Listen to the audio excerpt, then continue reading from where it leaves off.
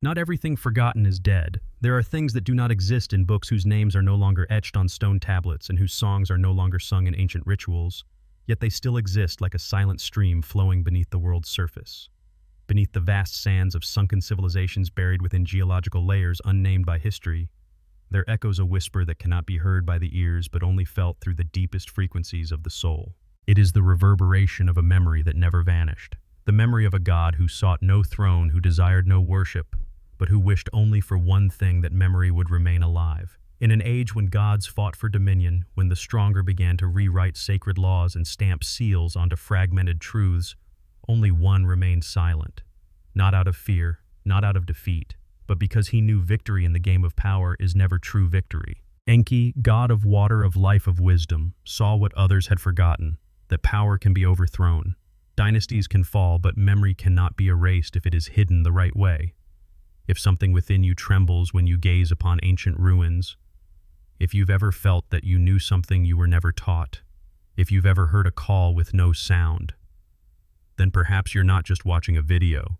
You're beginning to resonate with the frequency Enki sowed thousands of years ago. Subscribe to this channel if your heart skips a beat, not for any reason, but because your soul has just been touched. Leave a comment with the number 8, not to prove you understand, but to affirm to your own soul that you once knew, and now you're beginning to remember. When the Anunnaki Council declared a new order, when Shan, Marduk, his own son, chose to stand with the new gods, Enki did not argue. He did not try to retain the ME through force, nor did he attempt to salvage a system already decayed. Instead, he withdrew, but not to vanish, rather to do the unthinkable, to encode knowledge into the very structure of the world. With no one left to teach, Enki began to rewrite the language of memory, not with letters, but with stone, not with speech, but with forms, not with stories, but with resonance. He built structures not to be worshipped, but to be protected. Each brick, each spiral, each geometric formation was a silent incantation waiting to be activated, not by ritual, but by the vibrational frequency of souls who still remember. And he knew a time would come when all had been erased, when even his name was forgotten, that someone would stand before the ancient ruins, someone who had never studied the old myths but who heard something in the silence and felt their heart skip a beat. That person would not need to understand, only to remember. Because Enki did not leave behind a religion, he left behind a memory map written in stone, sealed beneath the sand. After Marduk's betrayal and the cold consolidation of power by the Anunnaki Council, Enki held no more illusions. An era had ended. Souls that once resonated with the source, that once vibrated in harmony with the stars, were now labeled as outdated, dangerous even. Sacred knowledge, the kind that once lifted humanity from the mud and connected worlds through vibration and light, was now condemned as heresy. It was no longer preserved. It was hunted, seized, encrypted, or worse, destroyed without a trace. The ME, those resonance tablets that encoded the original blueprint of the universe, were no longer seen as whispers of the cosmos, but as instruments of manipulation. Enki had seen it coming long before it happened. He was not blind. He had witnessed every sacred frequency being replaced with command, every gentle light strangled by form and punishment. He had watched Marduk, his own son, bearer of his blood, rise to stand among the new gods, not for wisdom, but for power. And when Enki looked into his eyes, he did not see rebellion. He saw forgetfulness. And forgetfulness, he knew, is the deepest form of betrayal. He understood he could not save everything. He could not stand in the floodwaters of a dying age shouting, "Remember," but he could do one thing: hide. Hide, not like a treasure is hidden, but like a seed is planted, awaiting a season of awakening beyond the grasp of time. And so he began a nameless journey. No more counsel, no more authority, no more crown. Only him, a solitary memory craftsman wandering across the realms of Earth, carrying the last unbroken frequencies, seeking places where they might endure, untouched by time. Knowledge was no longer protected by law, so he sealed it in stone. He knew structures would outlive language. He understood that not all understanding must be spoken, some truths must be felt through bone, through blood, through soul. So instead of scriptures or sacred texts, Enki inscribed memory through form, proportion, resonance, and placement. He built structures that could only be read by those who resonated at the right frequency, not with their eyes, but with their inner vibration. In every place he passed, he left a mark not to be known, but to be reactivated when the time was right. A stone placed precisely could emit a sound only the remembering could hear. A curve in the architecture could channel resonance directly into the unconscious. A spiral etched into a stone gate could unlock memories buried in human genes for tens of thousands of years. No one understood what he was doing. Even the souls still loyal to the light could not keep pace with a god who was erasing himself from history by becoming space itself. Every structure, every sacred geometry Enki left behind was a piece of him. Not like a creation, but like a fragment of his soul. And he accepted that for memory to live, he must be forgotten. Because if they remembered who he was, they would destroy what he left. But if they only saw those works as unsolved mysteries, they wouldn't destroy them, they would search, and in the searching they would begin to remember themselves. When he placed the final stone at the gate of Giza, when he drew the last spiral within the heart of Eridu, when he left the final symbol atop the Tower of Babylon, Enki did not pray. He did not cry. He simply stood in silence as if listening, to see whether the frequency was still deep enough to survive across the millennia. And then no one saw him again. There was no farewell, no legend that remained whole, only the ancient structures, and modern souls sometimes unknowingly still searching for something they cannot name. Perhaps that something is still resonating beneath the sand. Perhaps Enki never truly left. On a moonless night when the sky was but a sealed black dome, Enki stood alone before a wasteland, a place where ancient currents once flowed like divine lifeblood, now reduced to cold stone and dead sand. He did not cry, nor pray, nor rage. He made a vow not in words, but in a layer of meaning beyond language itself. If they reject the light, I will embed its fragments in stone. If they shatter the written word, I will let frequency speak in its place. And thus began a pilgrimage not for the gods, but for memory. No more councils to address, no more followers to convince, no more grand rituals in sacred temples. Enki was alone, a bearer of the memory of stars, the resonance of cosmic cycles, and the solitude of one who did not choose to fight with swords, but with silent vibration. His journey was not toward the heavens, nor into glory like the other gods longed for. Enki went downward deep into the earth, into the fractures of stone, into fault lines that still echoed with the voices of the beginning. He moved like a sower of seeds, not seeking fertile soil, but seeking where memory could still breathe even within stone. At each place he paused, it was not to conquer, but to listen. He pressed his ear to mountain fissures, to the nameless walls of ancient temples, to the subterranean flows of hidden energy. And when he heard the right resonance, he left behind a code, a spiral carved in silence, a stone placed off-axis by 0.1 degrees to channel an underground wave, a room with no door. Yet echoing the sound of a human heart when someone stepped into the correct position. He needed no one to understand. He only needed knowledge not to be lost, for he knew nothing lasts forever in words. But if carved into form, form does not lie. If sent through frequency, frequency will always find its match. And so he etched silent songs into space. In what was once Eridu, he transformed ruins into a resonance map. In the deserts of Kemet, he raised 3 stone peaks to guard the light axis that links Orion to the human soul. In the land between 2 rivers, he left behind a ziggurat, a musical note rising to the sky, but one that must be sung from the heart. None of his structures were built to be glorified. All were vaults of encoded memory waiting for a being of the right frequency to unlock them, not with a key but with resonance. Some would later call them pyramids, gateways to the gods, or remnants of a golden age.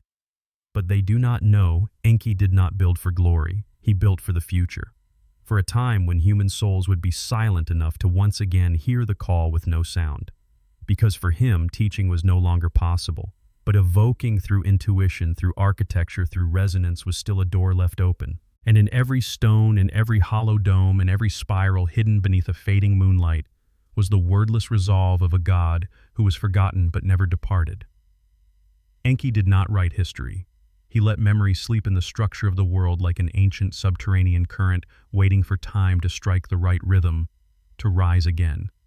Not through war, but through an unexplainable remembrance, and that to him was the only true form of victory. Enki returned to where it all began, Eridu, the first city designed not merely for living, but to resonate with the cosmos. But this time he did not return as the god who gifted knowledge to mankind, but as the guardian of the remnants of an era that had been condemned. Here he did not speak, he did not teach, he buried. The final, intact, M.E. Those sacred fragments of frequency, those cosmic memories encoded in light and vibration, were wrapped in silence and buried beneath stone, not as relics but as seeds for a season of awakening that had not yet come. But Enki did not only hide. He rebuilt Eridu not as a city, but as a map of cosmic frequency. Every wall was placed not for beauty but to align with the breath of the earth. Every curve in the corridor, every fissure in the stone floor, every seemingly meaningless gap was an activation code waiting for the right soul to step into resonance and awaken it. He left no instructions, no markings, for those attuned to the frequency would feel it. When they stepped into the precise convergence point, they would hear the sound of invisible water flowing through stone, feel the pulse of vibration deep within the foundation like an ancient heart beating slowly beneath the earth.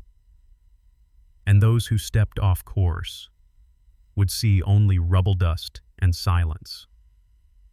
To the outside world, Eridu was ruins, but to Enki it was the first gate encoded to open through soul resonance. No ceremony was held, no monument bore his name.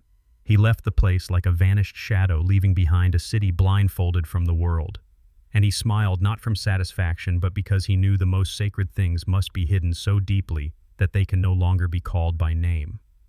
Beneath layers of stone, Enki left a resonance chamber where no sound from outside could enter, but where the sound from within rose like the heartbeat of the ancestors. Some would later call it the Earth's pulse center, a convergence of ley lines, but they did not know that Enki had drawn the energy map before humanity had learned to measure time.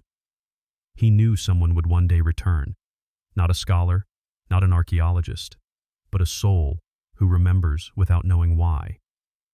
They would not seek the ME to study it, but to reconnect with something that had always pulsed softly in their blood. That is why he did not just hide the ME in stone, he embedded them in the resonant structure of space itself. There are those who, standing in an empty chamber of Eridu, suddenly feel tears fall without reason, an emotion without a name, a wave passing through their chest, an ancient melody rising unheard by all but them. Enki left no prophecy, but he left vibrational locks set to open only when one bearing the original frequency returns, not before, not after, not by logic but by resonance. And so Eridu will sleep until the earth is quiet enough and a soul still enough steps inside. Then the stone will vibrate again. The sand will whisper once more, and the ME will not appear as artifact, but as a living memory awakened from within the one who touches it.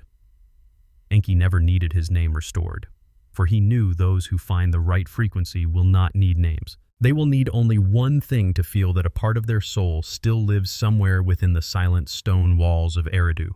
Enki knew words could be censored, scripts could be burned, symbols could be redefined, but sacred geometry could not be distorted. It belonged to no single language, was bound by no culture, obeyed no throne. It was a primordial voice, silent, existing before the first star ever lit the cosmos. And so Enki chose geometry and resonance as his final medium to deliver the unspeakable. He did not build temples. He carved no proclamations. Instead, he began crafting living spaces with consciousness frequency machines disguised as ancient architecture. To him, each structure was a fossilized symphony, each stone block a note, each void a rest, the entire form a score that needed no instrument to play. The golden ratio 1.618 was not just for aesthetic beauty. It was a fundamental frequency of life, the resonance that everything from leaves to DNA echoed in. He used it as the backbone of every design. But more than that, Enki mapped acoustic nodes, reflected waves and spiraling chambers, like energetic veins for the non-material flow. When a living being stepped into such a space, even if they knew nothing, their body would feel it, their nervous system would realign, their heart would shift rhythm. Their brain waves would brush against a layer of resonance their ancestors once knew, but had long forgotten. He called it the language of ancestral blood. No one needed to translate it, no one needed to study it, because it bypassed the mind and went straight into the bloodstream. It awakened memory not through meaning but through state, a state so familiar that the soul did not resist but simply fell into it as if returning home after an age of wandering. Enki once experimented with open spaces, stone circles, crescent arcs, converging energy lines. But he soon realized for knowledge to survive millennia, it must be encoded not only in form, but in resonance. So he began designing resonance chambers, spaces where even the faintest sound reverberated like a voice from the beginning of time. Each footstep, each breath, each gesture within them triggered a subtle response. To the unaware, they were just stone, But to one carrying a memory vein, it would feel like someone had just touched a forgotten memory they didn't know they carried. The spirals that Enki left from the stone walls of Eridu to the ancient gates in the Andes were not decorations. They were coiled frequency maps, each loop aligned with a vibrational tier, a state of awakening. Those who grew quiet enough to perceive would begin to hear something, not a sound but a subtle hum across their entire being, like a string inside them had just been plucked. He did not design for beauty, he did not design for permanence, he designed for activation. And that activation would not arrive immediately. It could sleep for thousands of years waiting for the right one, the right frequency, the right moment. That is why some enter an ancient ruin and feel nothing, but others standing between broken walls suddenly weep without reason. They do not understand. But they know at some deep layer their soul has just been called by a language it never learned. Enki never sought praise. He desired only one thing, that someday those who carry the resonance code would find these structures not to admire but to remember themselves. And when that happens, knowledge will not need to be spoken. It will awaken like a wave, quiet, deep, but unstoppable. Enki arrived in Kemet, a land that humanity would one day call Egypt. But in that time it was simply a sacred expanse, still echoing with the harmonies of the stars. This was not a place he came to bless. It was the place he chose to open a gate. Not a physical one, but a subtle link between Earth and the celestial realms. Here, Enki sought out the last descendants who still carried the original frequency souls that were half human, half starlight, still in tune with the vibration of their origin. To them he did not teach with words. He transmitted knowledge through brainwaves, geometry, and intuition. And in silence they began to raise 3 pyramids, 3 planetary resonance pillars, 3 anchors for the memory currents that flowed between worlds. Giza was not a tomb. Those who built it were not slaves, and those who designed it were not thinking of death. On the contrary, Giza was a living machine. Calculated to the millimeter, each stone was chosen not merely for its strength or weight, but for its vibration. Some stones resonated at 432 Hz, a frequency called the heartbeat of the universe. Some corridors were tuned to the natural hum of the earth. Enki understood only when space and vibration merged could sacred memory be preserved for millennia. Inside the Great Pyramid, he left rooms that seemed meaningless to the uninitiated. But to him, they were pure resonance chambers, free from excess matter, so sound and human frequency could oscillate at precise amplitudes. In the king's chamber, Enki designed a hidden energy axis that connected directly to Orion, the constellation of the original creator gods. Whoever stood at the right point of resonance, whoever breathed in rhythm with the structure itself, would activate an invisible bridge between body and sky. No one knows why that room lacks decoration, or why its ventilation shafts point toward the stars. But Enki knew this was how lost souls still carrying the origin code could call home, not to escape Earth, but to remember why they came here. Giza does not speak, it does not tell stories, but it vibrates. It vibrates like an instrument long asleep. And all it takes is for one soul to touch the right string, and the song will play, not through the ears, but through the blood. Later generations would call it a pyramid, a tomb, a symbol of power. But they do not know Enki did not leave behind power. He left behind a device to reactivate planetary memory, awaiting the day when Earth would once again resonate with the heavens, and those carrying the ancient codes would be awakened not through logic, but through an unexpected tremor in the heart. That is why those who enter Giza should not ask, "What is here?" but instead, "Why do I feel moved when I stand in the middle of that silent chamber?" Because if you hear something without sound, if you feel a heartbeat that is not your own, then perhaps you've just come back into resonance with the soul you lost across the millennia. That is when the pyramid ceases to be stone and becomes a mirror reflecting cosmic memory. And Enki, though erased from the scrolls, is still watching from afar, not to be worshipped, but simply to know the frequency has begun to hum again. People enter Giza expecting to find fossilized power, solid gold, royal mummies, or at the very least a remnant that affirms humanity's greatness in history. But when they lay their hands on the smooth stone walls, when they encounter the eerie silence of the chambers, no incense, no statues, no carvings, they grow disappointed. What they do not realize is this: the silence itself is the language. The absence of material offerings is the signal. Because Enki did not design Giza to be admired but to be felt, not through the eyes but through the blood, not through logic but through resonance. The empty rooms inside the pyramid are not empty. They contain something deeper than sound frequencies encoded in stone. They are living resonance chambers where the air does not simply carry waves, it stirs memory. Each granite block was chosen not for hardness alone, but for its ability to reflect the body's vibrations. Each corridor was not measured in meters, but in the rhythm of the soul. When you enter the king's chamber or the queen's chamber, you are not stepping into physical space, you are entering a resonant time gate programmed not to respond to mechanism, but to vibrational code. Breathe in sync, stand on the right axis, hold the right silence, and you may hear something, not from outside, but rising from within you. A whisper echoing through stone, pulling images. You've never seen, stories you've never read, emotions you've never learned. This is sacred memory, activated from within. Enki knew sacred truth need not be shouted. It only needs to touch the right frequency and it will resonate on its own. The empty rooms of Giza are not relics. They are instruments for awakening the bloodstream of the soul. Those who resonate will feel their blood shift, their heart skip, as if someone just touched a stream of memory sealed tens of thousands of years ago. Not everyone will hear it. And that was Enki's intention. By removing everything that might trick the mind into thinking it understands, he protected the frequency from being systemized. He did not want it decoded. He wanted people to become the vibration itself. That is why Giza does not speak in words. It tells no story in carvings or inscriptions. It waits for someone to enter and suddenly find themselves unable to name what they feel. An inner emptiness long without words begins to hum. And at that moment, Giza opens, not by mechanics, not by religion, but by memory that never died. Many archaeologists scoff at this emptiness, but just a few have returned with stories of feeling breathless inside rooms where the air was full, of sensing someone watching from inside the walls, of leaving Giza and dreaming of languages they never knew, stars they had never seen. And perhaps that is what Enki already knew. The right ones will remember. Not through knowledge, but through resonance.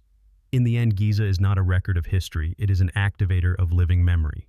And each silent room is a symphony of stillness waiting to be played not by an instrument, but by a heart still carrying the original frequency. Enki is no longer there, but his vibration is still waiting. In Mesopotamia, where two rivers once flowed as the lifeblood of the first civilization, Enki left behind a different kind of design, not to be worshipped, but to be remembered. It was the ziggurat, a tiered tower not merely built to reach the heavens, but to pull the soul layers back toward earth. For Enki, the tower was not a symbol of power, but a vibrational structure, a place where the divine and the human realms could intertwine. At the highest summit of the ziggurat, Enki established a resonance point where layers of frequency overlapped like bands of acoustic spirals. He called it Babilu, the gate of the gods. But not everyone who stepped into it could see the gate.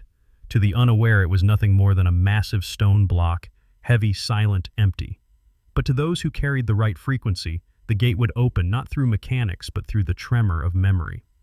Some believed Bab-Ilu was a passage to ascend into the heavens, but Enki did not build it to go up. He built it to go inward into the self, into the deep strata where the soul still carried the original acoustic code of its home planet. And when one stood in the right place, no longer guided by logic, but resting in profound inner stillness, they would feel an invisible current rising from the stone to the heart. Not water in the physical sense, but a wave of memory, warm and hauntingly familiar, so real it could move one to tears without knowing why. The ziggurat did not tell stories through symbols. It held no jewels, no treasure hidden behind myth. What Enki hid within could not be grasped by hands only touched by the soul.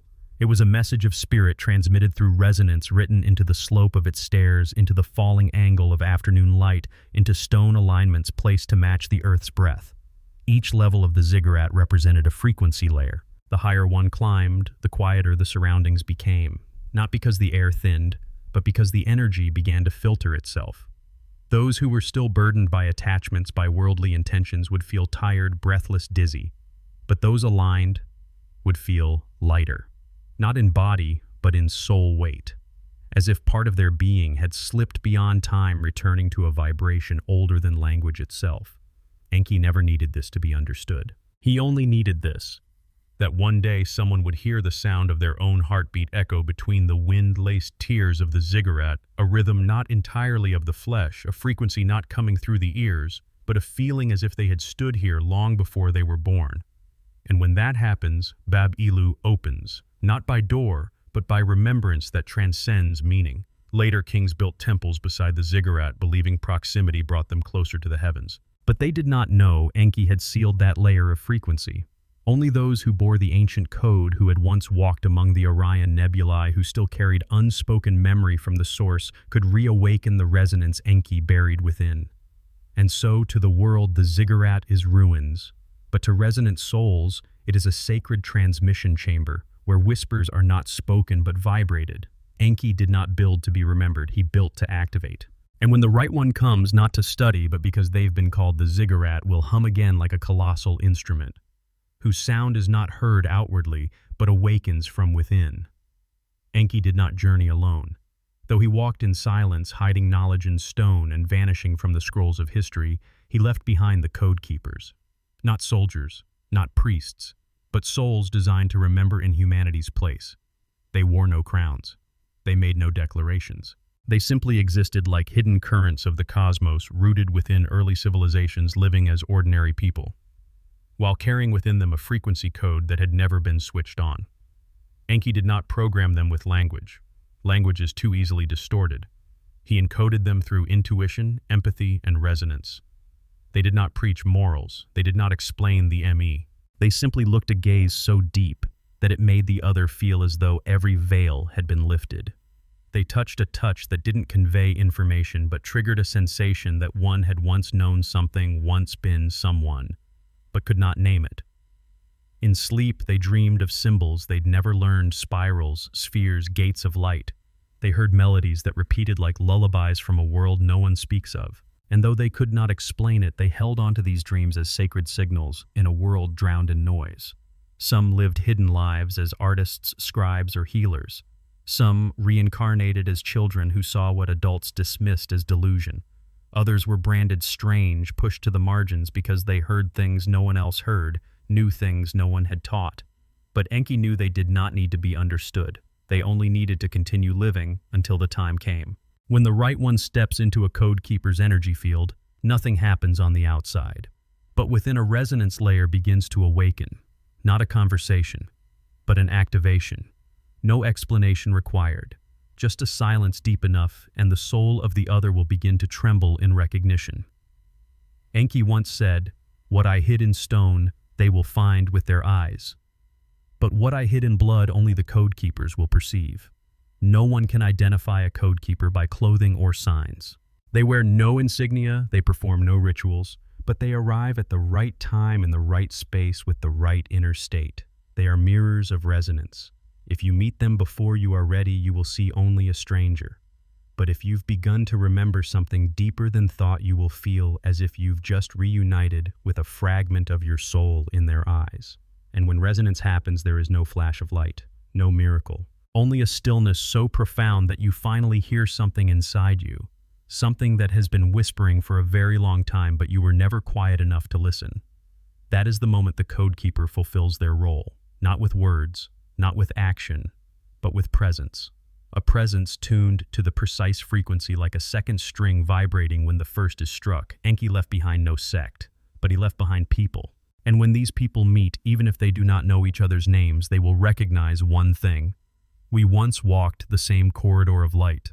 We once heard that wordless song, and now that song is returning. Enki left the south carrying with him the last resonance codes and journeyed to a land that at the time had no name, a place where magnetic veins ran deep beneath the earth like rivers of memory still asleep. Today we call this place Turkey. But to Enki, it was a sacred intersection on the planetary frequency map, a spatial chord where the earth was ready to listen. Here he did not build temples. He wrote no scriptures.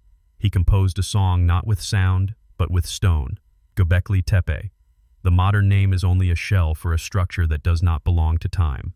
There Enki raised towering stone pillars, circular, roofless, stripped bare as if the sky itself was the ceiling and the earth the altar. On each pillar he engraved images not meant to tell a story, tigers, foxes, snakes, birds, suns, spirals. Later generations would endlessly debate their meanings, religion, astronomy, fertility symbols, but they did not realize these were musical notations. Each pillar was a note of resonance positioned not only by the circle's circumference, but at the crossroads of acoustics and magnetism.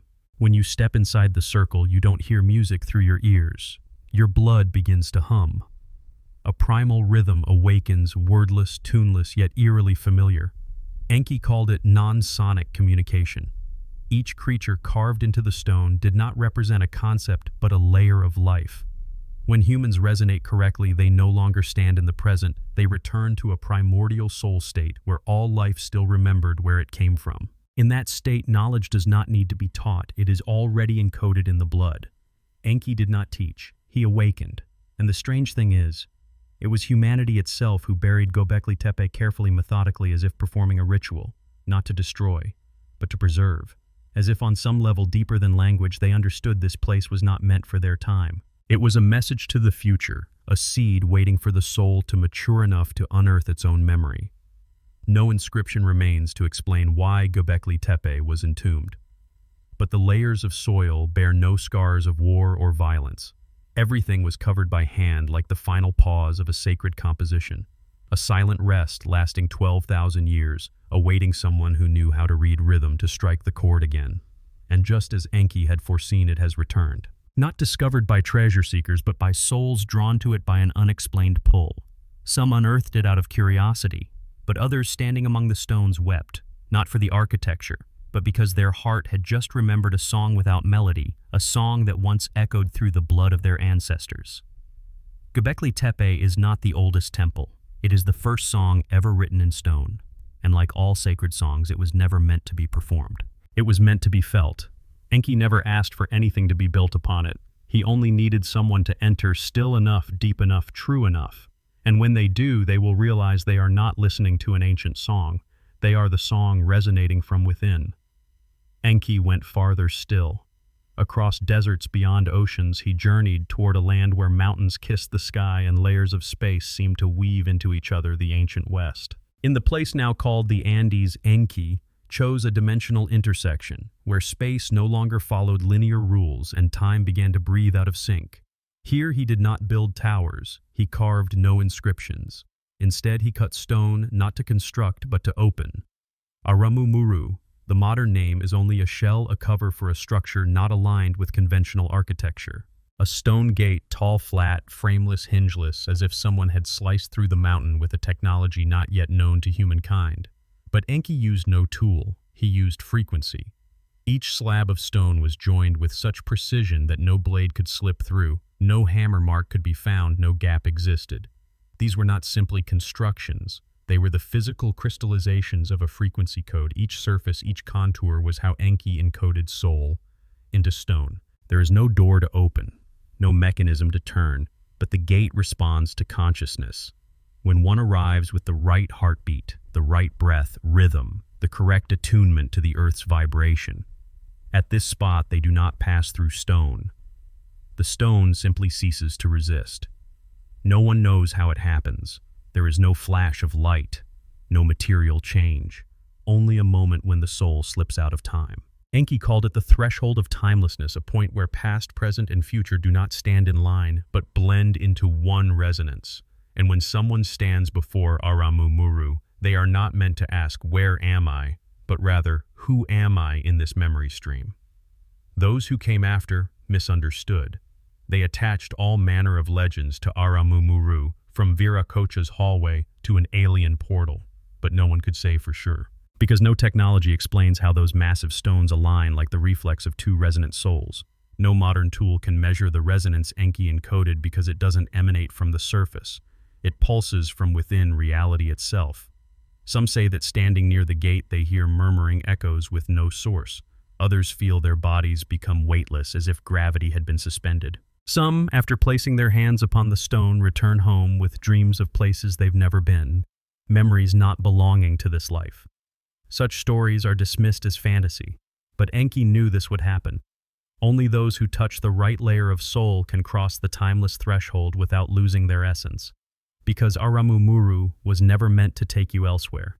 It is an interface between matter and frequency, a place you don't traverse with your feet but slide into through vibration.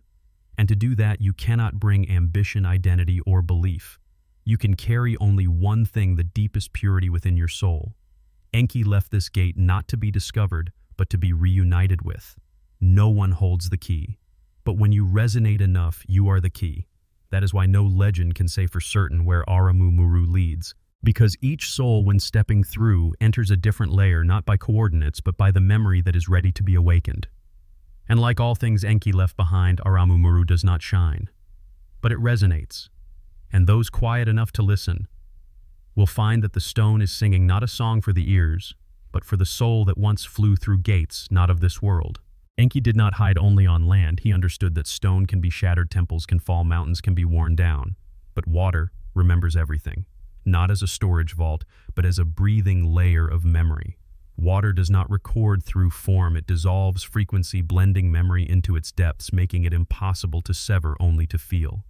Beneath the sea, where light no longer defines the boundary between real and unreal, Enki hid the final fragments of memory. Not in the form of me, not in geometry, but as dispersed vibrations like unnamed sounds still waiting to be heard.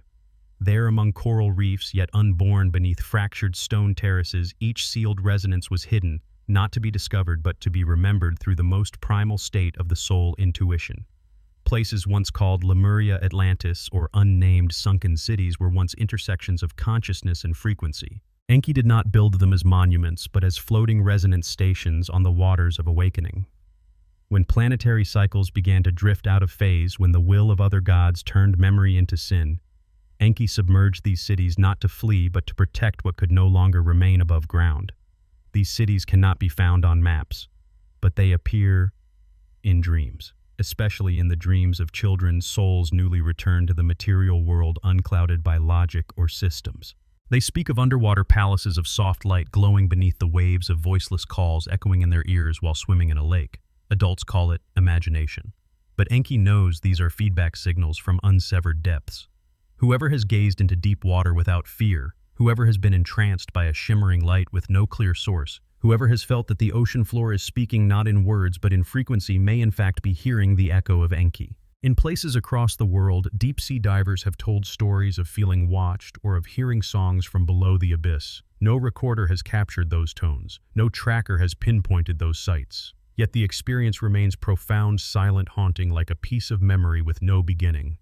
Enki knew time would erase everything humanity tried to preserve through power, but what was hidden in the current would live. Because water does not block, water carries. And one day, when souls are still enough, open enough, true enough, they will begin to hear the echo of the lost cities, not through sound waves, but through the resonance in their own blood. In the ocean's deepest places, there are structures no radar can detect, but dreams can. There are sunken stone gates collapsed like unconscious thoughts that still lead to other dimensions if the mind aligns with the right code. And there are currents that do not flow by gravity but by memory. When a soul enters those waters, it is not the body that floats but the self that slips from the timeline. Enki does not need anyone to recover what has been buried. He only needs this, that when the time comes and humanity is ready, not to search with logic but to listen with the deepest layer of the heart. Then water, the messenger that never betrays, will begin to open what was once sealed, not to be understood, but to be lived again. When all the placements were complete, from Eridu to Giza, from the Babylonian ziggurat, to Aramu Muru, from Göbekli Tepe, to the deep seabeds of memory, Enki quietly vanished from history. No farewell was spoken, no farewell rites were held, no statue bore his face, no temple etched his name in gold, and that was his choice.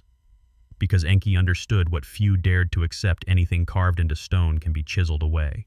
Any story written into history can be rewritten by those in power, but that which is never recorded cannot be distorted.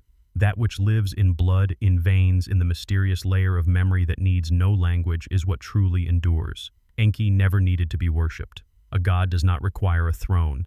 He sought no monument, no lineage chanting his name. Instead, he poured himself into space. Each structure was a piece of him. Each resonance point a fragment of soul left embedded in earth. And each person who enters the right vibration will not need to know his name, but will feel as though they are meeting a part of themselves. Enki knew his age had been sealed off by betrayal control and fear of free knowledge. But he did not resist, because he knew every system eventually collapses. The answer was not to destroy it in war, but to plant a seed. A seed of knowing not in books but in the blood of those yet to come. He called them the rememberers. They do not know who they are, they do not know what they carry, but they feel. And at the appointed time when ancient frequencies begin to resonate once more, when the planet shifts into a new cycle and the buried Emmy stir from dormancy, these people will activate. No teachers, no doctrine, no roadmap. They will remember not with the mind, but with a nameless emotion. A strange longing guiding them to places they've never been, stirring awe for images they've never seen, and causing their hearts to skip before an ancient stone no one else notices. That is the sign of return, not of Enki, but of the frequency he once sowed. Some will search for him in ancient texts, in relics, in theories, but they will not find him, because Enki erased his footprints from history's maps and left them instead on the soul's cartography. And only when the right one touches the right point at the right moment will resonance begin. Not with thunder, not with miracles, but with a subtle shiver, a strange dream, a deep feeling that I have known this for a very long time. That is why Enki's disappearance is not an end. It is the way he protected memory from corruption. He left behind no philosophy. He left behind living vibration in shape, in sound, in silence. And when the noise of this age finally subsides, someone in a moment of absolute stillness will hear it. Not his voice, but the voice of their own soul resonating from a memory that never died. And when that happens, Enki will not return as a god in the clouds. He will return in the breath of the rememberers, not to be glorified, but to reawaken the sacred that was once buried but never lost. If you've ever felt that you knew something no one ever taught you, if you've ever heard a call that made no sound, just a skipped heartbeat, a subtle shiver when touching an ancient symbol, a dream you couldn't explain but felt so familiar it brought you to tears, then perhaps you are resonating once again with Enki's frequency, not through logic but through a memory deep in your blood where no system can ever reach. Leave a comment with the number 8, not to prove anything to anyone but to affirm to your own soul that you once knew and now you are beginning to remember. And if something inside you trembles, not because of reason, but because something deeper has just been awakened, don't forget to subscribe, because in the next episode you will be guided to the gate of resonance, where the boundary between body and soul dissolves, between sound and light, between time and remembrance. It is not a gate to walk through, it is a frequency to return to. We will not go forward with our eyes, we will go by resonance.